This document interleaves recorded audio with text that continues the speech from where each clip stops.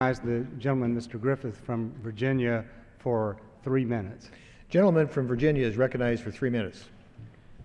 Thank you, Mr. Chairman. Ladies and gentlemen, I knew that I was going to speak on this important legislation, and I tried to find the words that I would use this evening.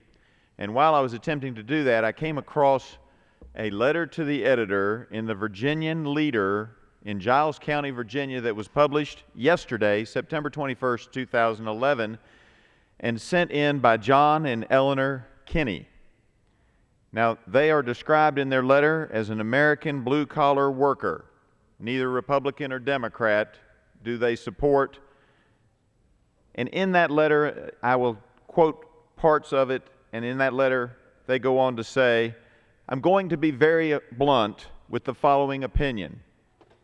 As a factory worker and a taxpayer, I'm getting sick and tired of these federal agencies who have nothing better to do except sit in their Washington offices and draw up rules and regulations to kill American jobs.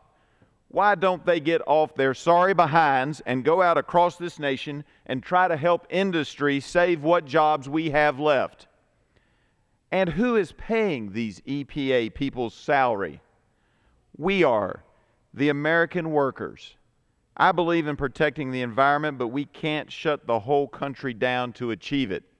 And Mr. and Mrs. Kinney of Narrows, Virginia go on, I hope that anyone who agrees will write, email, or call all of our elected officials in Washington, D.C. Tell them the EPA is not living in the real world, and that it's time to put some regulations on them and how they can dictate rules to what industry we still have hanging on to in this nation. In a time of recession and Americans out of work, they should be helping industry, not trying to close what manufacturing base we have left with these idiotic rules and regulations. Hear, hear, Mr. and Mrs. Kinney. Hear, hear. This bill that we are debating tonight does exactly what you asked us to do.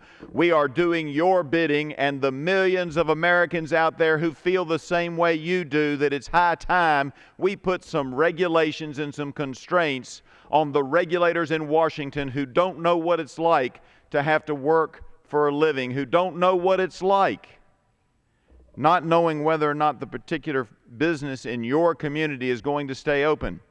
These folks are particularly concerned in their discussion about a plant there in Giles County, one of the largest employers there, that is in danger if we don't change some of the rules proposed by the EPA. And they're concerned about announced layoffs in Giles County, Virginia, as a result of EPA regulations that will cause the power plant there at Glen Lynn to close down. So, ladies and gentlemen, don't be fooled by folks who say that we are doing the bidding of big oil and big coal. We're doing the bidding of people like Mr. and Mrs. John and Eleanor Kinney.